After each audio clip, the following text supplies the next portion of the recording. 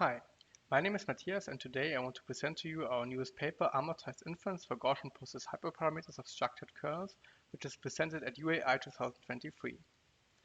We deal with Gaussian process regression models, which are probabilistic machine learning models.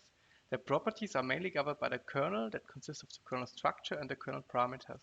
The kernel structure is used to incorporate prior knowledge like linearity or smoothness, and the kernel parameters are learned from the dataset via gradient-based optimizers.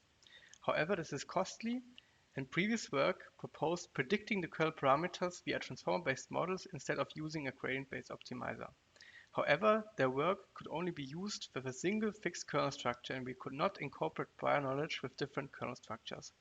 Our main idea is therefore to amortize the kernel parameter inference over the combined space of kernel structures and datasets. Our high-level idea is that we have a big transformer-based amortization neural network that gets as input a dataset and the kernel structure given as a symbolical expression. The symbolical expression consists of base kernels, like the squared exponential kernel or a linear kernel, that are combined via multiplication and addition. The output of the amortization neural network are the GP parameters for the GP with the corresponding kernel structure. Therefore, the output can be dynamic depending on the kernel structure. The amortization neural network consists of three main parts: the dataset encoder, the kernel encoder-decoder, and the noise variance predictor that all admit to the natural symmetries in the input spaces, like for example, symmetries that leave the dataset invariant or symmetries that leave the kernel structure invariant. The neural network is trained on millions of datasets, in this case synthetic datasets that are coming from a hierarchical prior, with a prior over kernel structures and a prior over kernel parameters.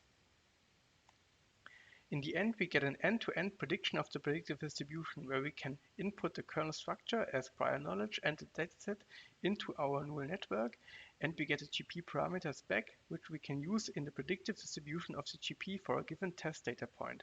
For example, for the predictive distribution on the left, no fitting happened at all, only a neural network forward pass and an analytical GP inference. And we could also incorporate prior knowledge via the kernel structure.